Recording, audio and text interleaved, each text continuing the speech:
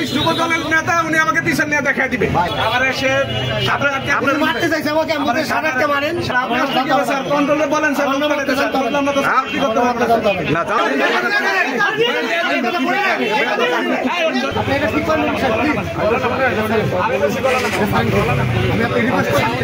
আরে স্যার জনগণ এত ছেড়ে দেন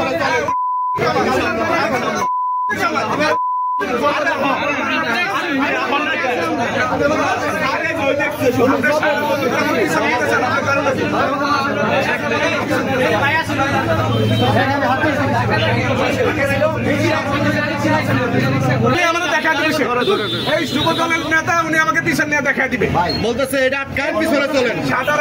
ক্ষমতা দেয় মারবো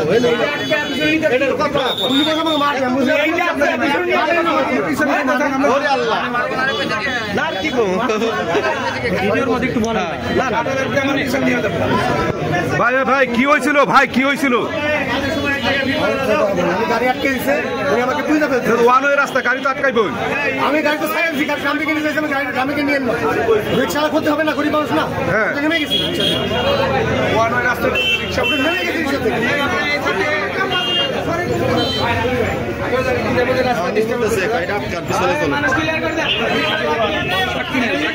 এটা আটকে কি করতে চাইছিলেন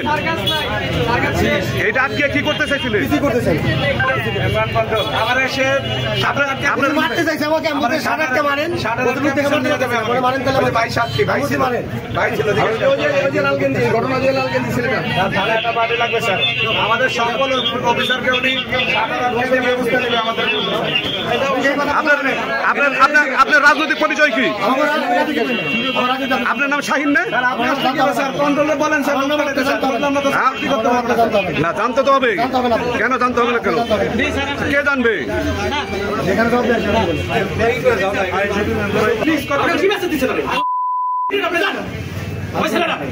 আমি বললাম ছেলেকে ধরে আনতে বলে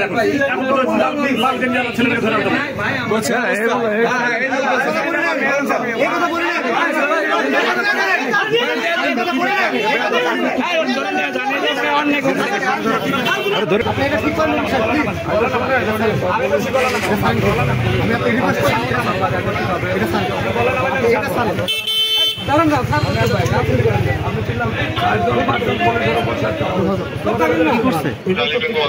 ছাড়েন না ভাই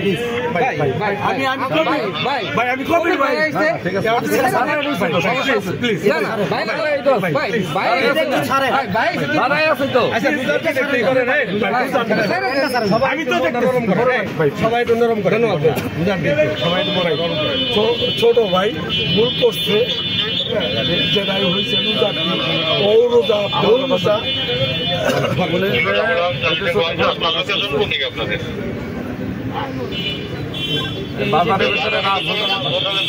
স্বপ্নের এখানে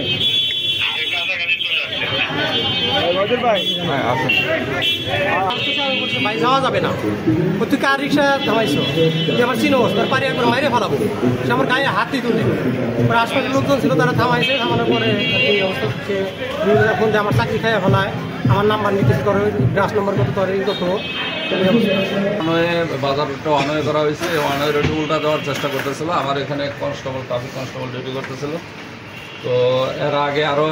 দুটা রিক্সা উল্টা দেওয়ার চেষ্টা করছিল দুটারই ঘুরাই দিচ্ছে ৩ নম্বর রিক্সা উনি যাওয়ার চেষ্টা করছে ওনারাও ঘুরাই দিতে চাইছে কনস্টেবল তো এক পর্যায়ে এসে খুব কনস্টেবল উপরে ক্ষিপ্ত হয় কেন যাইতে দেবে না তার নাম্বার বিপি নাম্বার নিচ্ছে এবং তার উপর চড়া হয়েছে এবং অকথ্য ভাষা গালিগালাজ করছে তো এক পর্যায়ে আমরা আমাদের ঊর্ধ্বতন কর্তৃপক্ষকে জানাই এবং ওনাদের পরামর্শক্রমে আমরা থানায় ওনাকে হস্তান্তর করি পরবর্তীতে ওনার বিরুদ্ধে আইনি প্রক্রিয়া অবলম্বন করা হবে।